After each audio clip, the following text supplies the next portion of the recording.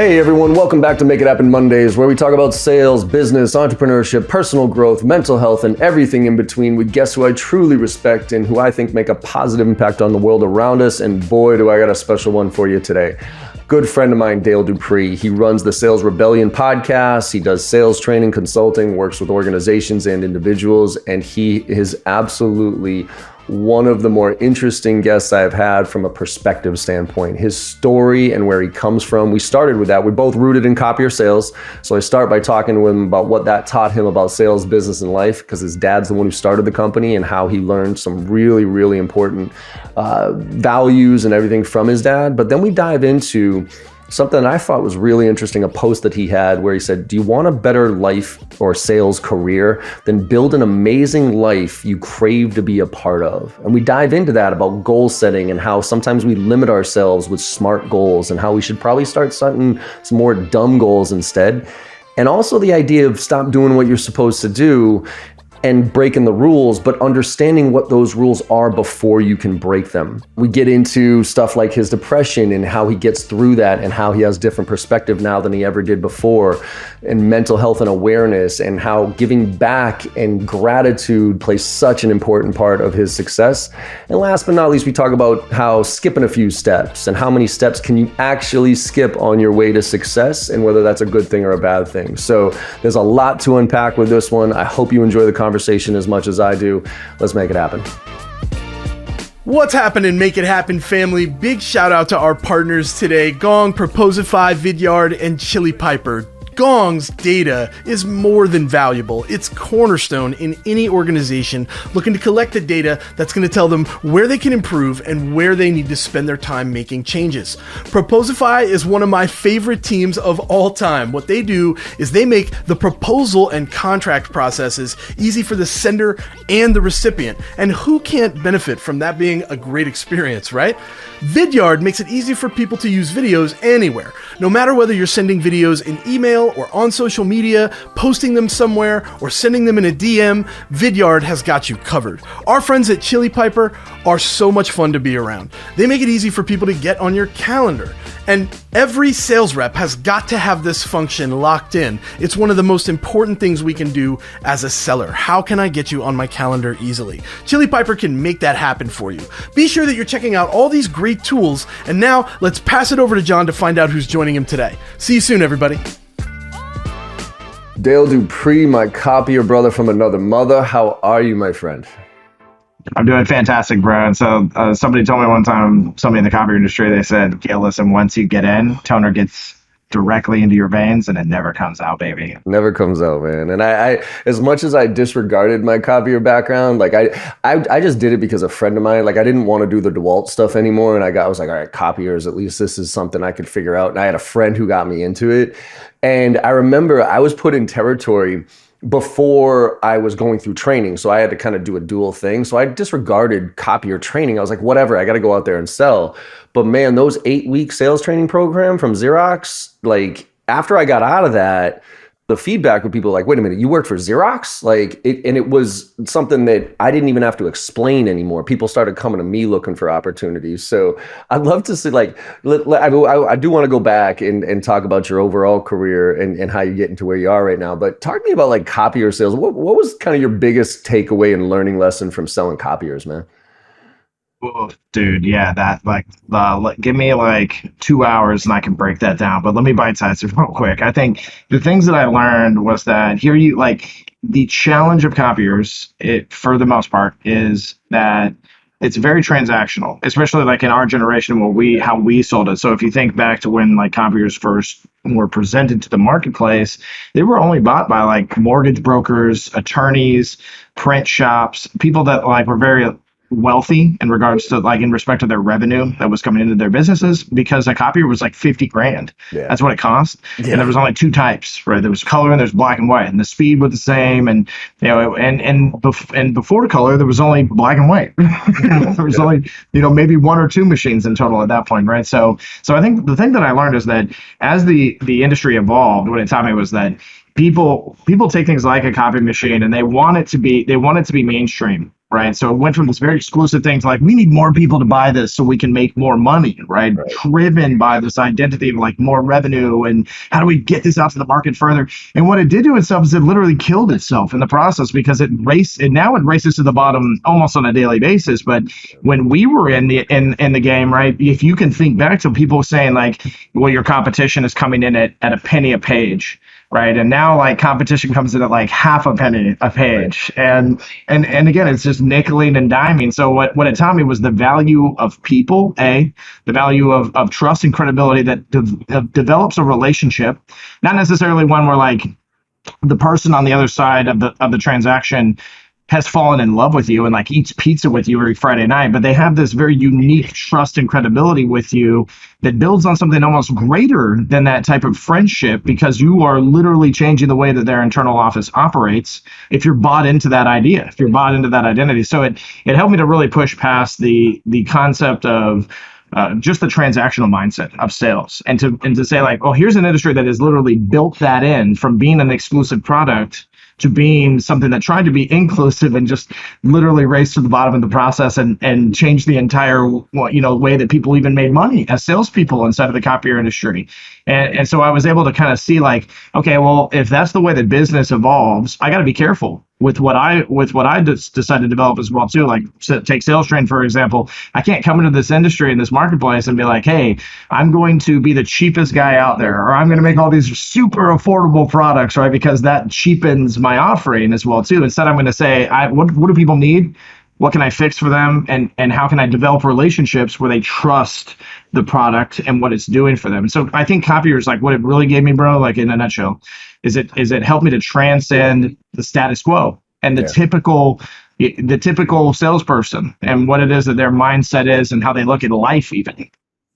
It's funny. You had shared something recently on LinkedIn about this story, how you tried to get into this warehouse that, your company had never sold anything for 12 years and how you approached it. And it was almost the same exact story that I had when I got into copier sales. And I have the exact same experience, because I actually was selling. So I got put in territory. It had 5 reps in 3 years. It was a government. It was state and local government, right? Which is even worse. And so now, while all my buddies on my squad were flipping copiers, private sector, and hitting the ground running because renewals were coming up, whatever, I would go into the, Secretary of State, Treasury, and all these other stuff. And I would be like, all right, cool. I'm about to do the same thing. And they would look at me like, please, kid, get out of here. And I'm like, why?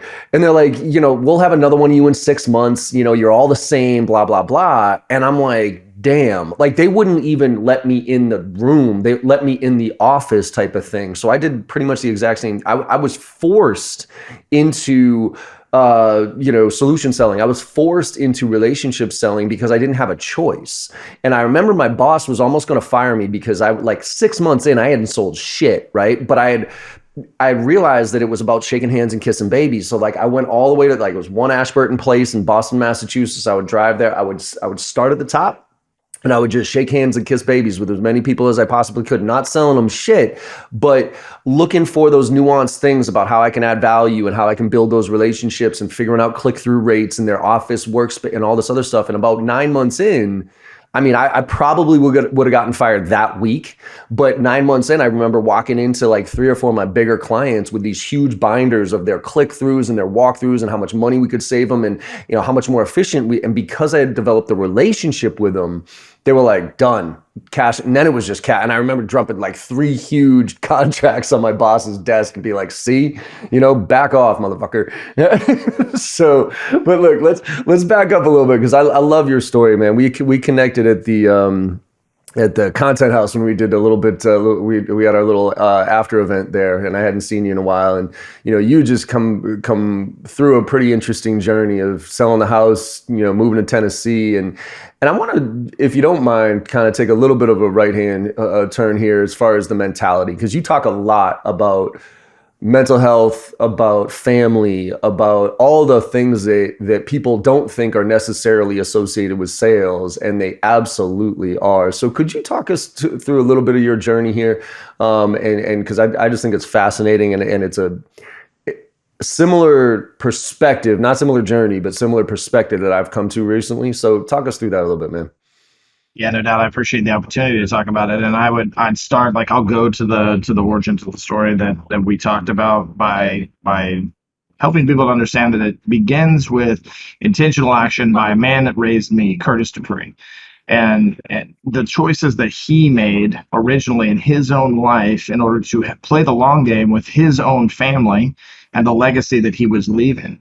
So my dad, he had his struggles, man. He was the guy that basically was going to be, in the NFL and playing for the best colleges, out there. And, to get to that place, I think he had Alabama, LSU, UF, Florida State, the best of the best were all looking at him to recruit him. And then he has a surgery that infamously known at this point to people that fell victim to this doctor, where it was supposed to make him run faster, but it was a botched surgery and it was a scam, just like a Nigerian prince basically on the internet in the 90s. Like, hey, give me this money, I'm going to make you run faster. And, unfortunately they got duped. And as soon as those universities learned about that, bro, he lost every scholarship except for one, right? And it was Carson Newman University. And so he goes to the school that would have been last on the list in all of our choices, you know what I mean? But my dad also, I think the big learning lesson that I get even from that is not so much the failure involved in that as much as the acceptance of choice. That my dad was like, you know what, I did, this is just as much my fault as it is this jerk off doctor's, right? I have to accept this. I made the choice to do this. And I've got to move on. And so he went to Carson Newman, 2 years in, blows out his knees. Well, now it's what am I supposed to do with my life? I'm really good at football, and now I can't even play it anymore, right? So he comes back and he starts selling. And in the process, when I think about his story and I think about the general choices that he had to make, his intentionality behind those choices, and also the evolution of my father, I think about small things such as he was an alcoholic up until he was 35 years old. I was a year and 4 months, and he got sober and changed his entire life and his mindset in that moment, because things leading up to that moment of choice, around sobriety in particular, were, some of it divine to an extent, a lot of it, you could call happenstance or coincidence, but I look at it as, through intentional choice comes intentional outcomes. Yep.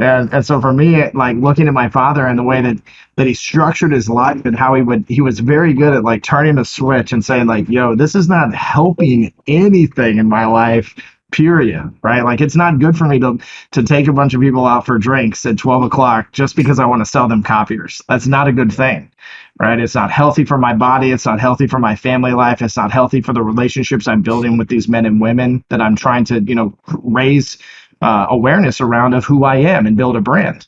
And so I take a lot of what my father had taught me to heart. He's my hero, bro, and still he always will be, bro. And I know you can share that sentiment, because even now that my dad's been gone for 6 years, it's as if he never left, right? I accept that he's gone, but I make my choices based around the values that he taught me that were hey, Dale, this is the other thing that I think people need to really understand that's hard, is that, hey, Dale, it's cool to honor my legacy, but also you need to live out your own. You have a son that's going to look up to you the same way you did to me. You need to flip that switch for yourself as well, too. And I think I've flipped it a few times in my life, but it's funny how you walk in your dad's shoes or your mentor's shoes, or this person that taught you all these things shoes, whatever your story is. That I'm 36. I told you earlier, my dad 35, he did a whole life reroute, right? I'm 36. I literally just did the same thing. I woke up one day and said, I'm struggling with my mental health. And continually, I keep lying to myself as if somehow I'm beating it for a couple of years, when really it's just lying dormant, but it's still in existence. I'm sitting in comfort. That's not who I am. I'm a person that loves risk. It's why I'm in sales. It's why I played sports. It's why I was in music. I love the idea behind risk and doing something very non-traditional. I didn't go to college. Right, all these small things and choices in my life, and I'm looking at my life and just realizing, I am literally living my own version of the status quo and building my own version of mediocrity, even if it isn't the same as the majority of people's, but I'm in it. And so after 3 years of running this business, I at the sales event, I had this awakening that Yo, it's not even about the business, bro. It's about your happiness. It's about your passion. It's about the thing that you're building isn't just for you. If it was just for you, people wouldn't be bought into it and it wouldn't be changing their lives to begin with. So you have to recognize for yourself, Dale, that it is your choices are extremely important right now, my guy.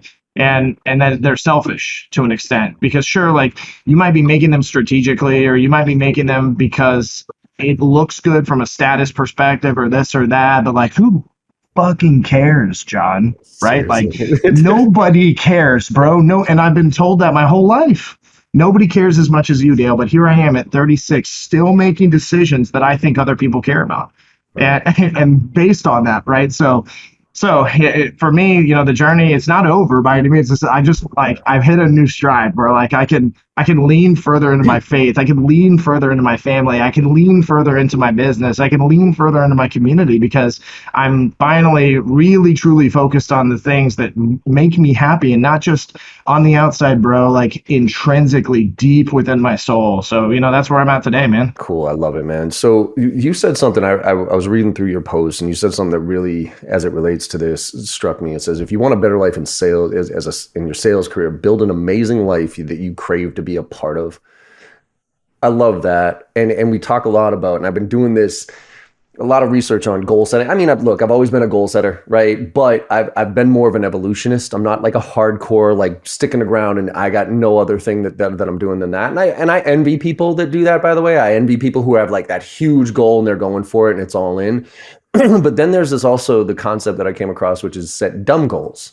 And dumb goals are dream-driven, uplifting, method-friendly, and behavior-driven, right? And the whole concept there is, and it struck me that smart goals are cool, but in a lot of ways they limit us because it's okay, it's attainable. So let me go do that. And it makes me feel good that I can check off that box. But dumb goals, what it does is it limits our creativity, it limits our dreams, it limits our vision of what we possibly could do. And so talk to me a little bit about how you're building an amazing life that you crave to be a part of as it relates to not just like day-to-day smart goals, but bigger, more meaningful goals for you.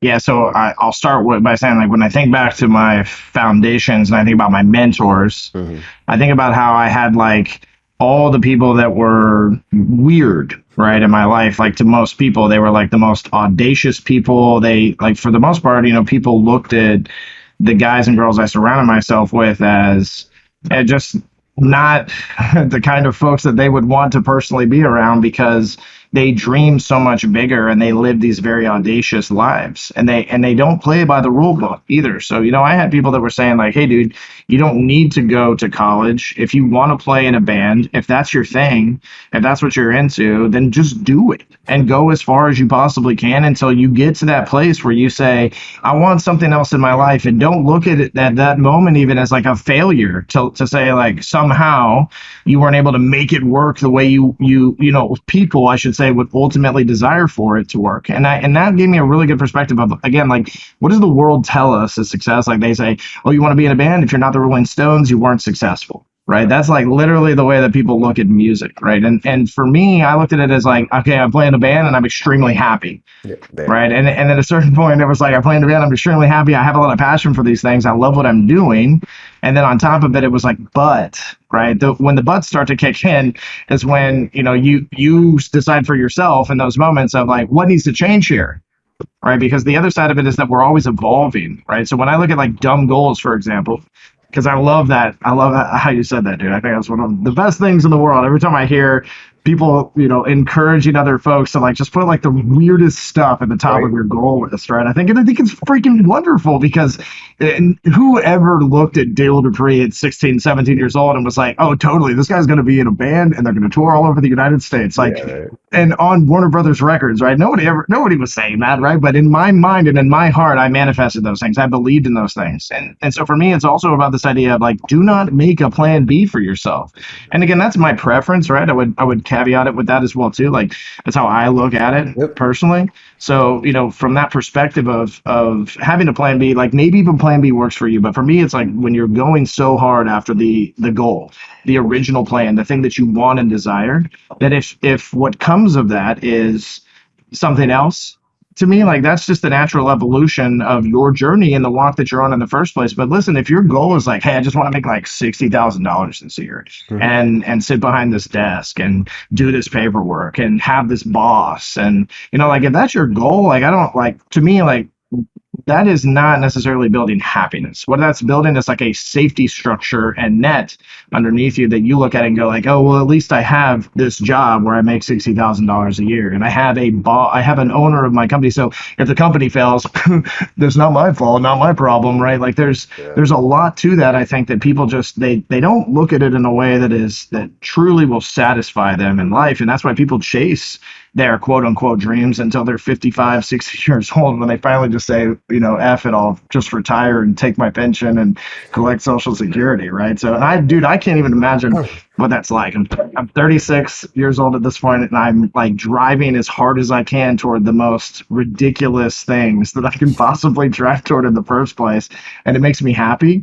It makes me fulfilled. And it really helps with my family structure, with my relationship with my wife of 19 years now, with my son who's 4 years old. Like it just really truly helps a lot of the things that I'm like currently in as well too. And not just what my business success looks like, bro. It's like everything encapsulated into one. I have a real similar, I had a little bit of an evolution on the plan B, because I used to be one of my 12, actually it wasn't, I had 10 guidelines to success, and then I got fired so my little company got bought by Staples. They fired me, and I was, even though I knew it was wrong, it was like, holy shit. And I was panicked because I was like, I didn't have a plan B. So I added to my list, make sure you have a plan B. But then I realized plan B takes away from plan A, right? So if you're constantly, look, and I understand side hustles and all that other stuff, right? But I think it does take away. So I switched that to, when I'm making decisions, I ask myself, this is how I literally make decisions to this day, which is, what's the worst case scenario? Like literally, let me paint out, if I do this, if I go for that, whatever it might be, what is the absolute worst case scenario? And if I'm okay with that worst case scenario, I fucking do it. If I'm not okay with that worst case scenario, I think of some other options. And I boil that all the way down to like individual sales stuff. Like here's an example. Say you got a deal and you got to close the end of the quarter and you haven't talked to Power yet, right? And your main point of contact won't let you talk to their boss, and you got to talk to the boss in order to get this shit done. Well, ask yourself, what's the worst case scenario if I go over this person's head? Well, worst case scenario is I lose the deal. If you are okay with losing the deal, then fuck it, go over their head. If you're not, maybe try a different approach, right? So these type of things, I think it's an evolution. The one thing I wanted to ask though, because you talk a lot about, what society says, your version of the status, you were living your version of the status quo. I was putting together a keynote, and my original thought was stop doing what you're supposed to do, right? Because there's been a couple of times in my life where I've been woken, I was doing what I thought I was supposed to do, and all of a sudden somebody else made the decision for me, even though I knew it was wrong. Somebody else made the decision for me, and it was the greatest thing. Like my first wife, my first fiance, she bailed on me, and I thought it was terrible, but it was the best thing that ever happened to me. Staples fired me. I thought it was the worst thing because I had never been fired before. It was the best thing that could ever happen. So I was like, fuck it, stop doing what you're supposed to do. Do what you want to do. Do what makes you happy. The problem though is I saw this tweet by a millennial that struck me. He said, it's all well and good, like Gen Xers here, you guys had a framework to follow that there was comfort in. So you said the $60,000 a year, like there was certain comfort for the masses of, hey, you get a job, then you get promoted in that job, then you get to be a manager, and you marry somebody, you buy a house, you have a kid, like all these kind of norms, if you will. But this millennial was like, yeah, well, he's like, you guys had that. We don't have that anymore, which is great, but now I don't know what to do. I could do anything and I don't know what to do. So it's almost like he was begging for like a framework of some guidance of how to make decisions in this new world. How would you guide somebody like that about, now that the norms are fuck it, you can literally be on TikTok and do some dumbass dances and make $1 million fucking if you hit it right. Like you don't have to go to school. You can switch jobs 15 times in 5 years and it's still cool. Like, how would you guide somebody now without those guidelines of building that life that they want to be a part of?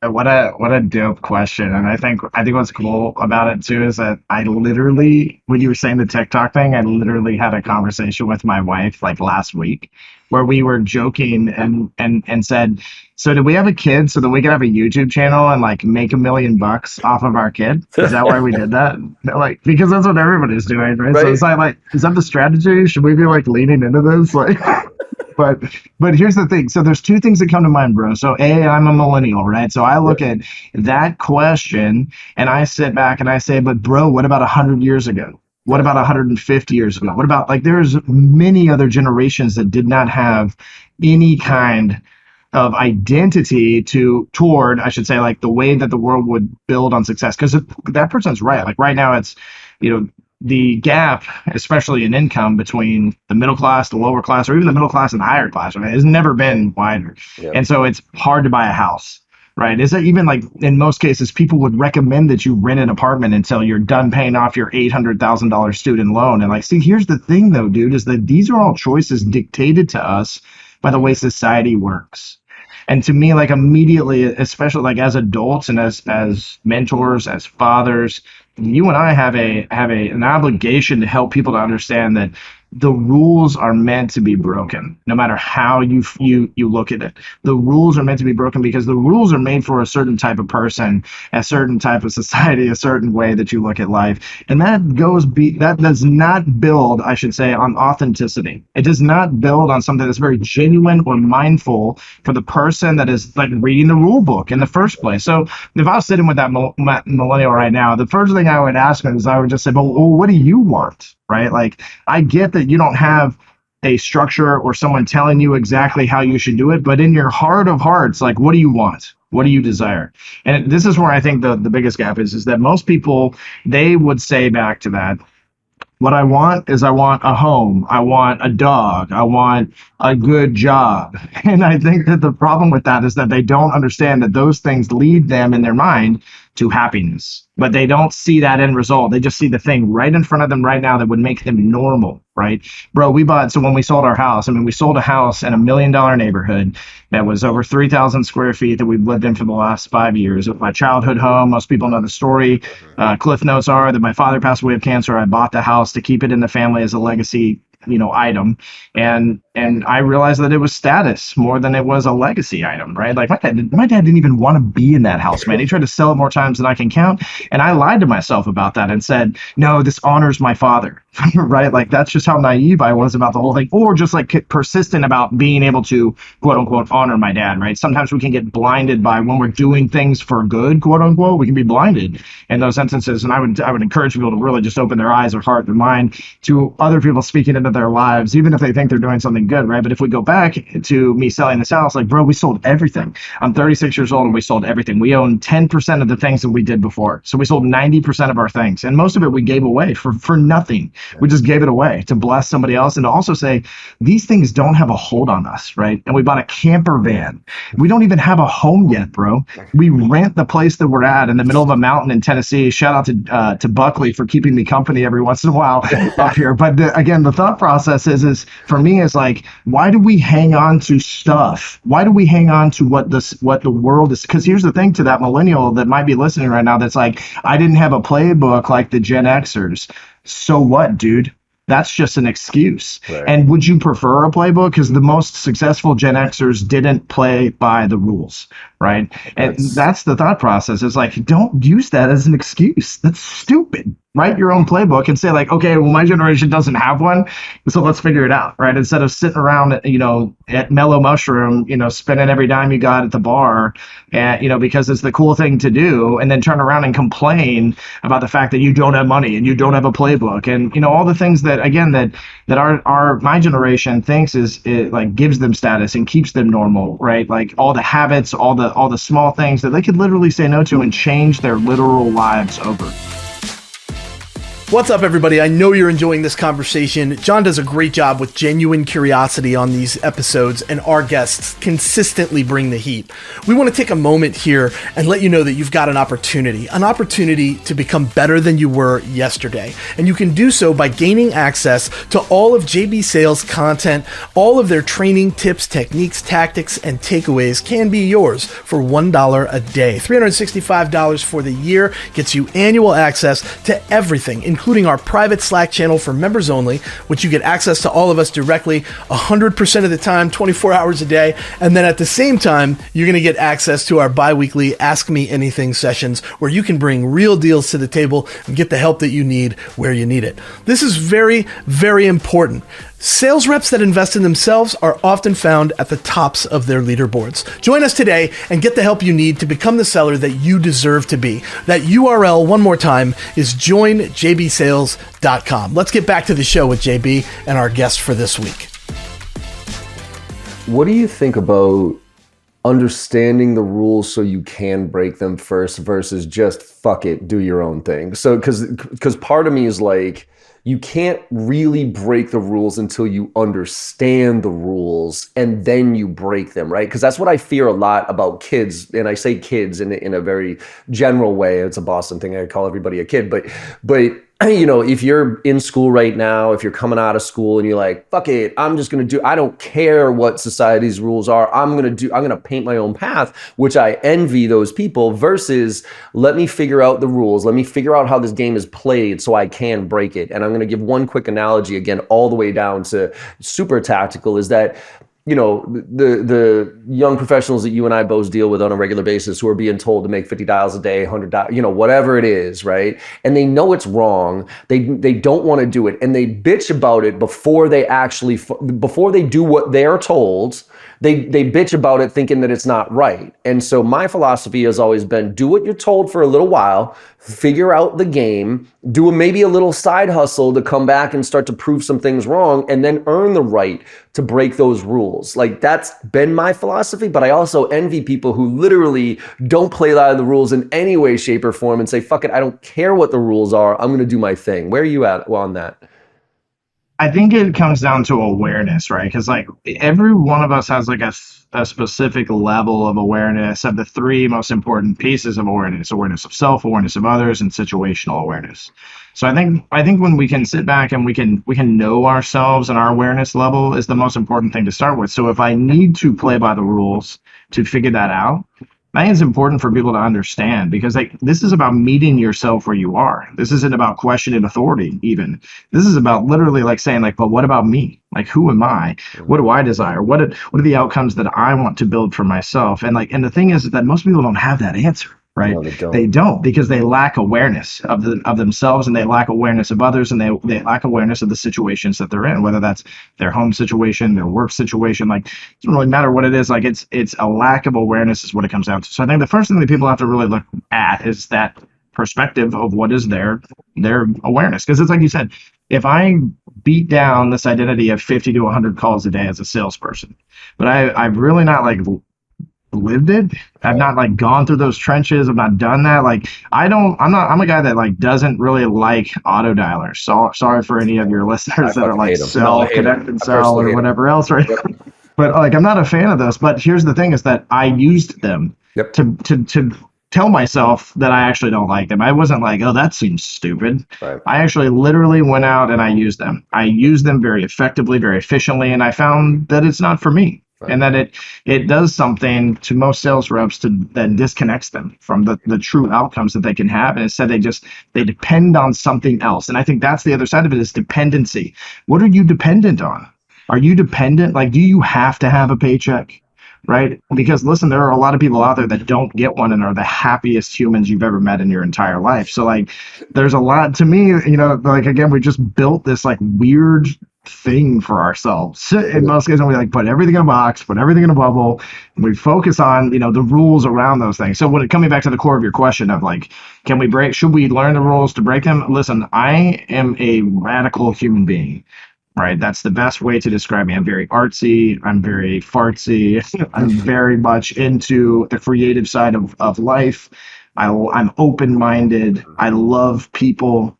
I love differences. I'm very weird in general. So like for me, it's always been easy to take risks. But here's something I'd never said ever, except for right now in this exchange publicly. I've said this privately plenty of times. The Copier Warrior was born in 2009, late 2009. I started selling in 2007, bro. So for an entire almost 3 years, I played by the rules. I followed the guidelines. I was told to do things like 100 dials a day, and I did it. And once I had gotten myself to this point of understanding where everybody was coming from, I think the other side to it that we have to make sure we're encouraging people on is that there's power in that. Yeah. That knowledge, that experience, it creates aptitude. Aptitude is one of the most powerful things that we can have in our business and life careers, right? Because if I have aptitude in any situation that I'm in, I can understand what needs to happen to be able to accommodate not just myself, but the people around me to build an outcome that is very desirable. That's my full take on it. I love it. And that's kind of my take on it too. Is my opinion is, unless you are going to be your own show, okay, and you really aren't ever going to build anything where people are going to rely on you, or you're going to have to work with others or anything like that, to a certain degree, you got to figure out the game. Because even though you might be the rule breaker, even though you might be the whatever it is, most people aren't. So understanding that mindset of the people who know how to play the game, like for instance, I am envious of people who have figured out how to play the corporate game.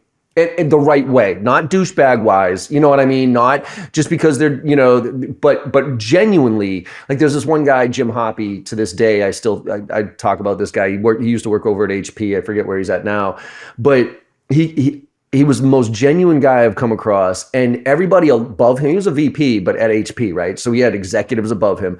Everybody above him loved him, and everybody below him would die for him. And that's rare, right? In the corporate world, you either kiss the ass of the people above you and your people below you hate you, or they know you are a kiss ass, or you protect the people below you and you'll never get promoted because the people above you hate you. He figured out how to play this game and be his authentic self and be genuine and be, wholesome and all that stuff. And I looked at him, I'm like, man, that is a skill I do not have, because I have no filter. And if I think you're full of shit, I don't give a shit if you're Mark Benioff. I'm going to tell you you're full of shit, right? So those are the type of things that I do think there is something to, look, if you're going to go off on your own, go off on your own, right? Carve your own path. But if you ever think that you're going to be in a scenario where you have to coordinate and work with other people, you have to learn some of the guidelines and some of the rule, and you have to have done it. Because think about you and me telling people how to make cold calls if we've never made a cold call before. You said you use that dialer. I did the same thing. I talk shit about dialers, not because I think dialers are shitty and I think they're terrible for the industry. I use the fucking thing, and it was a heart attack in a box for me. I was like, this is like these, So I lived it, and I'm a little concerned right now with the generation coming in that they're almost trying to skip too many steps to get to that, whatever that success definition in their head is, or what other people think it should be.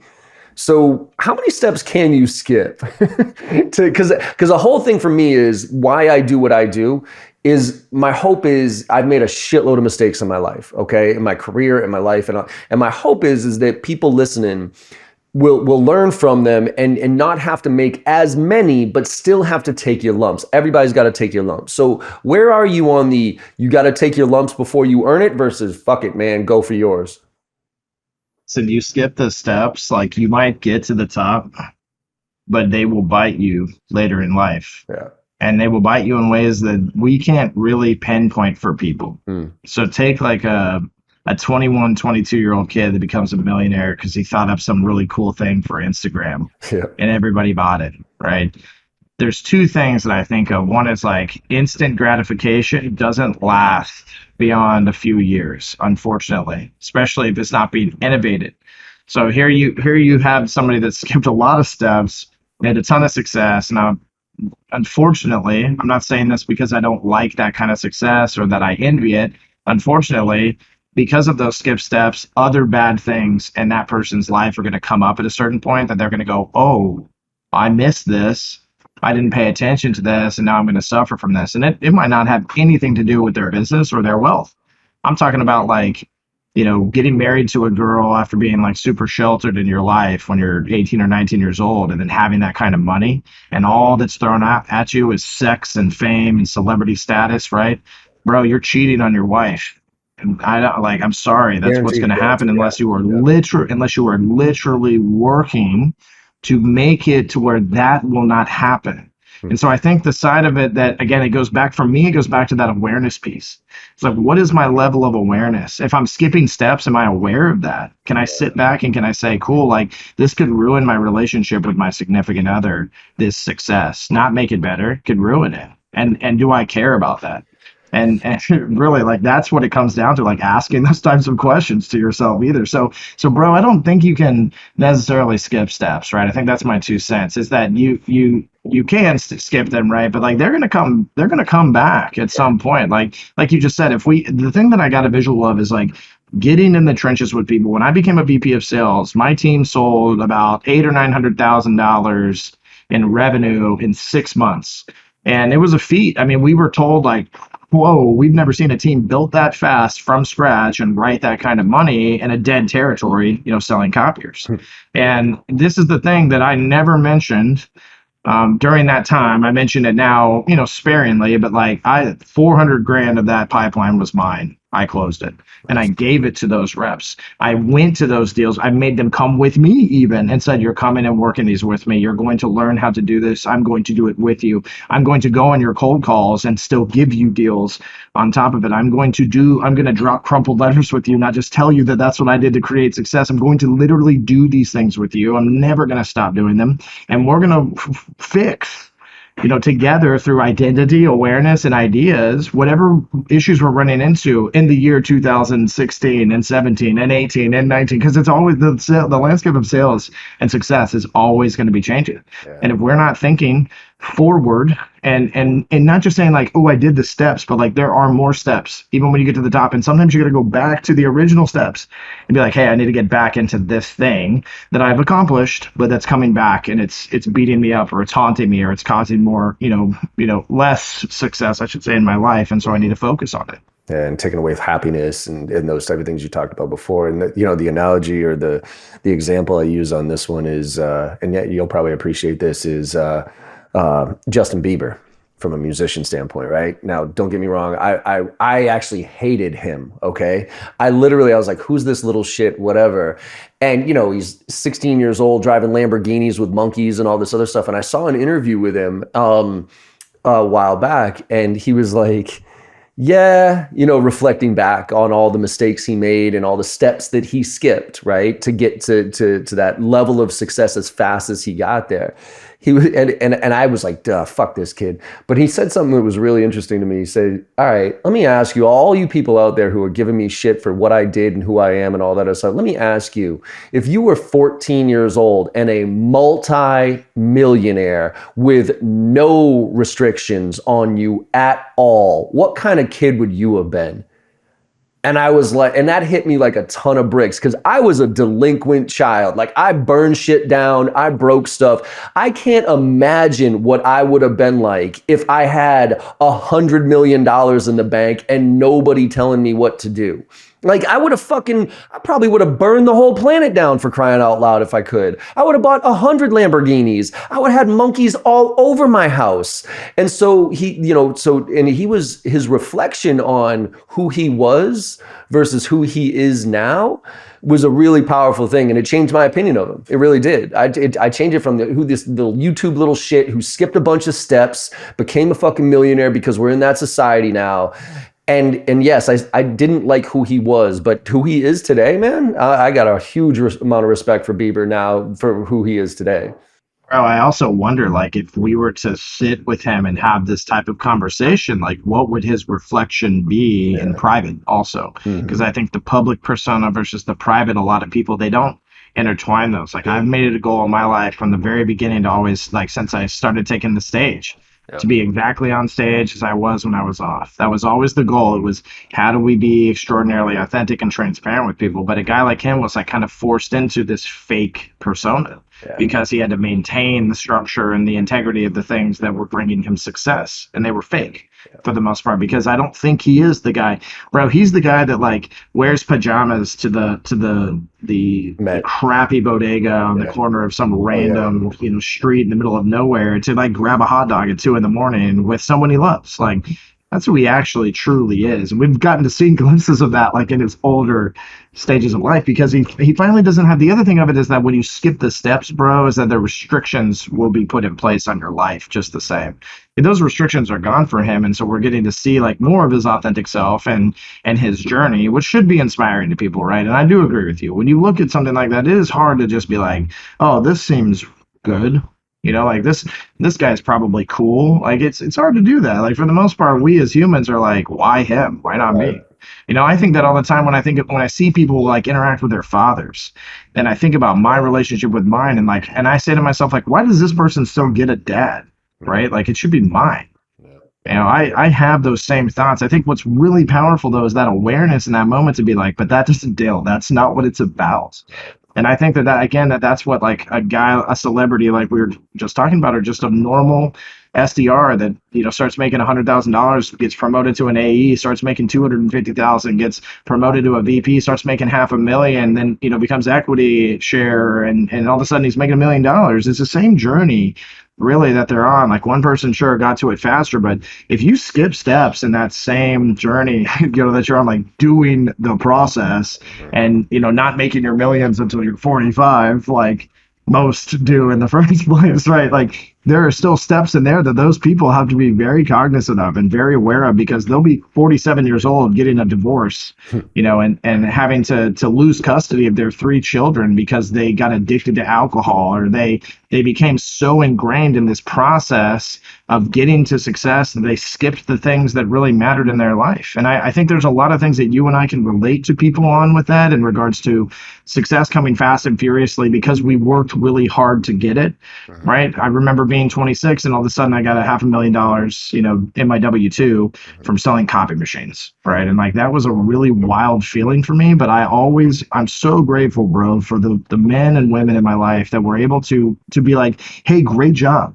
Way to work hard and do that. But don't forget these things that you're not focusing on right now because you're so wrapped up in the success and the safety of this money, right? I think that's a big piece of the puzzle too. Well, and here's another, this is something that struck me again with one of your recent posts. You said, why do we constantly glorify things in our life that hinder us from ultimate happiness and freedom? Could you talk a little bit about this? And these are like the smaller things, like stuff that, look, we talk about the jets and that's the obvious stuff. We glorify bullshit things like the bling bling and all that other stuff. But what are some of the small things that we glorify that we might not think otherwise, that we might not think are hindering our goals? What are some of those?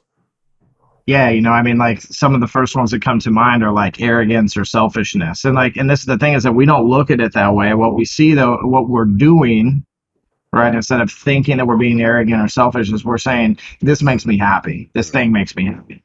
Right. And then there's moments right in our lives. There's like every day I do this, I have this rhythm, right? I go out with my best friends and I have a beer. Right. And all of a sudden, like 5-6 years later, I'm 26 and I'm still trying to live those habits. Meanwhile, behind the scenes, they're ruining everything in my life. Right. They're ruining my outlook. They're ruining my relationship with myself just as much as they're ruining my relationship with the world and with people and with what truly matters. Right. So sometimes it is literally just like attributes, it's mindsets, it's relationship driven. Like a lot of the times, like the things we glorify, it's like you just said, I really don't give a crap if you drive a nice car or fly a private jet. If that makes you happy, that's freaking awesome, man. I'm super stoked for you.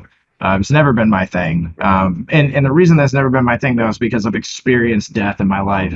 I have tried to commit suicide, and literally the only thing that saved me was another human being that stopped it, right? And that literally saved my life. Like I have been to the end And so I understand all the things in between that we think bring us happiness, but really they're just part of the empty void. They cover it up is all. It's like callousing something, throughout time. Like you're a boxer, right? And you wrap your hands, but you still build calluses in that process. And every time you punch somebody, it gets easier and easier to do that, right? Like over and over again. Like we don't tend to look at certain things in our life that are really harming us in that same light, that like you're punching this thing over and over again and getting really used to it, right? To the point that like you can just do it naturally. But the problem is what is it building for you? Right. You never really ask yourself that. You just go, oh, this makes me happy, or this is normal. This is what people do because this is the culture I've been submerged into. You got to step outside that box. Yeah. I was very grateful to have the upbringing I had. I was born and raised in the church, and my dad gave me choice. He wasn't like, you have to go to church. My dad was like, yo, what'd you think of church? And if I was like, yeah, I don't really know about this Jesus cat, bro, like my dad would be like, well, talk to me about it, man. Like my dad was like very open to those conversations and like let me even at a young age make choices and believe for myself and get bought in for myself, right? And at 17, imagine, bro, like you're touring the entire United States with a bunch of sweaty dudes, no idea what you're doing, playing in front of sometimes 5,000 people, and it's all new. Right? The temptations that come with that, the things that can be developed in us as people that we think are good for us, and we glorify them, bro. Like, I love being backstage in the green room. That's where you can find most musicians. Well, backstage in the green room is where the heroin is. It's where the crack is. It's where the three girls are that are going to literally ruin your life back at home, and you're never going to see your kids again. Right, because of it. Like there's so much more to it that we just don't think about. But instead we give ourselves this moment of for us it seems like success, but it's just like it's a moment of emptiness. Really, is what it is. Like you might feel a little pleasure, you might feel a little bit of like, oh, I like this, but man, oh man, is it amazing when you can finally sit back and look at those things from like a third party perspective, or hear other people's opinions, or experience it in a way that you're detached from the outcomes to an extent because you question it. You question your motivation. You question your reasoning. You question like, is this actually working and helping me? And again, like I think that's that piece of Dale that I'm just super grateful for, that I'll always express that like that was a part of me that was very privileged because I had a dad that was ultimately aware. Yeah. I had a mom that was ultimately aware. I had a lifestyle that built on that awareness. And like, for example, when I was struggling with depression and tried to commit suicide, it wasn't a taboo subject. We talked about it. Right. We worked through it. They helped me with those emotions, and they didn't call me a baby or be a man about it. I never heard that language, bro. I heard love instead. And it gave me this this ability, I should say, to buy into an identity that was actually Dale, and not the things that like on the surface made me happy, but something much deeper that made me happy. Yeah, man, I think you're right. The blessing of having that, parent who is open, and I strive to do the same thing with my daughter. It's like, I don't dictate anything. It's like, hey, I expose her to stuff, and then let's have some conversations about this. And I'm, hoping it has the same type of effect, because we weren't like, my parents were extremely supportive. They were great, but we weren't deep in any way, shape, or form. Like we didn't like talk about real shit, right? So I did have to kind of break my own mentality of what things should be, right? Because they were with their words they weren't, but with their actions they were. Like both my parents were rule breakers, period. And so I had that, but I still had the society component of this, telling, going through of what I was supposed to do, and also being on the East Coast. I mean, let's be real. East Coast is a lot more rooted in tradition and standard shit. I mean, especially here in Massachusetts, for crying out loud. I mean, like, Revolutionary War started here, for crying out loud, and we move, and so we're deep rooted in that stuff. So I had to kind of learn my way through it, but I feel blessed that I was able to play by the rules for a certain period of time, so I knew how to break them, going back to it, right? And ultimately live. I think the last thing is, you said the best salespeople, and I think the best people in general live and breathe their personal brands, and about authenticity, and that their personal brand can't be something who they aren't, right? It has to be who they are. It has to be their authentic self. And I do think it takes a while for people to step into that, right? So look, man, Any last thoughts on this before we wrap this up? We've covered a lot of fucking ground here, but any last thoughts before we wrap it up? Yeah, I think like the thing that comes to mind is the word patience, in all of this, because I think it's easy for you and I to sit here and talk about it with our experience and our gained aptitude through those experiences and other people's experiences, right? Our mentors, our family members. Like, I think it's easy for us to talk about it, but I think the thing that's always been hard, no matter how we look at it, is the patience piece that comes with it. Like, be patient with yourself, like meet yourself where you are. I think those are things that people really truly need to hear about this topic, and just in general, because that's what it's about. It's about really understanding that we structure things too much, right? Like, if you think that you're not getting success because like the guy next to you has more sales and he's making more money, you're lying to yourself, right? You're not being patient with yourself. You're not being understanding with yourself. And so again, I think that the ultimate reality here for anybody listening is that with success comes patience. It comes patience and it comes passion, right? If we're passionately patient in that order and in a manner that doesn't just accomplish the surface level goals, bro. But that, when I was the copier warrior, for example, when I'd go and I'd make a cold call, people would never forget it. I'd show up with a caroling company. I'd drop off a 6-foot cardboard cutout of me stabbing a copy machine. And I did it in the name of cherishing other people, showing them love, making them feel happiness as well, too, that, wow, this is a unique experience. And I feel privileged to be a part of this. And that's a mutual ground, bro, because I feel privileged to be able to be here at your office to talk to you in the first place. So, for me, it's about that patience, that passion, and really just understanding, like, when you sit back and you look at the success that you want, not to desire it so much that you'll do anything to get there, but to desire it so much that you will think about the things that realistically have to be done in order to get there. Risk, perseverance, the identity of doing things that are uncomfortable. And that's what's really ultimately going to get people success that are listening to this, that are trying to level up. Love it, man. So, dude, I love your perspective, and I sure as shit wish I had it 10 years ago where you are right now. But we all get there eventually. Hopefully we all get there eventually. And I think some things in our lives, sometimes, one of the things I got from that, because I did do that Sedona thing for 3 days, kind of the soul adventure thing. And, it was some quotes and some stuff that came out of that. But the whole idea that life happens for you, not to you, that hit me pretty hard. So, because it's about, that, to your point earlier, like, oh, woe is me, and, bullshit and da da da da, versus, all right, that happened. How do I roll with this? That happened. I don't agree. I've backed off of this one. I don't agree that everything happens for a reason, because I think there's some badass shit that happens in this world that is not like that. I think it would be disingenuous to say, oh, that happened for a reason. But I do believe that if you look hard enough, there's a silver lining to almost any scenario you can look for. And so that mentality for me, it's a mind switch. Because if it's everything happens for a reason, then it's like, then what the fuck is the point of life? Because I'm just rolling through, and I could kick somebody right in the nuts right now. Well, that happened for a reason. Like, no. Like, you have to take responsibility for that, right? But regardless of how bad something happens or whatever it is, if you do take a step back and change your lens to look differently, that you can find that silver lining that can help you move forward here. So that was one of the things that really struck with me. So. And a lot of this is, themes throughout what you've talked about today. And I appreciate it, brother. Yeah, man. I appreciate you letting me come and blab on about this stuff. It's always an honor, especially good to hang out with you, right? But like it's my honor to talk about this kind of stuff, because it's like you said, it's not that the bad has happened to me for a reason. It's that I'm either going to connect with it through my purpose and find the silver lining, or I'm going to let it callous me, and I'm going to continue to like head in that wrong direction. So I think you summed it up greatly, and I just appreciate the time, man. I think time's the most important thing that we can give to each other. So I'm grateful for yours, man. Likewise, my friend. Thank you, and thanks for coming on. And I appreciate everything you do and your perspective on things. It's a refreshing one, and I want more people to listen to it. So Dale, where can they find out more about you? It's I know, so for those listeners, Dale Dupree, Dupree, but where is it Sales Rebellion, where you want people to go?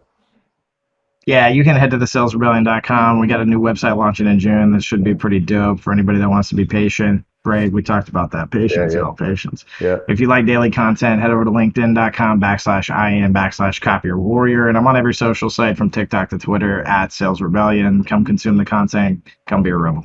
Love it. Awesome, man. Well, thank you again for coming on board. And everybody, I hope you enjoyed this conversation as much as I did and got some things out of it. We'll get you to think a little bit different. Maybe start to chart your own path and really start to think about what happiness means to you. And like I always say at the end of all the podcasts, as far as spreading happiness here, no matter how bad your day went or how bad you think it is, go out there and make somebody smile today. Because if you make somebody smile, you know you had a good day. And the world needs a lot more of that. So thank you all for listening, and I'll see you on the other side. Thank you so much for your time today and listening to the podcast. I hope you enjoyed the conversation as much as I did. With your support and our incredible guests, we're one of the top sales podcasts in the industry with over 1 million downloads, and I can't thank you enough. To keep the momentum going, if you could go to your favorite podcast platform and leave us a 5-star review, I would greatly appreciate it. In return, I will answer any question that you have on Instagram. Hit me up there at John M as in Michael Barrows with a video question or a DM, and I will get right back to you, I promise. And last but not least, if you're looking for training, I'm adjusting my training approach this year, and I'm actually going to be delivering training to the masses. I'll be delivering live training the first and second week of every single month with our 2 marquee courses, Filling the Funnel and Driving to Close, to anybody who wants to join. And it includes membership in our on-demand platform with weekly AMAs. So you can go to jbarrows.com/open to check out the details. Thanks again, and have a great day.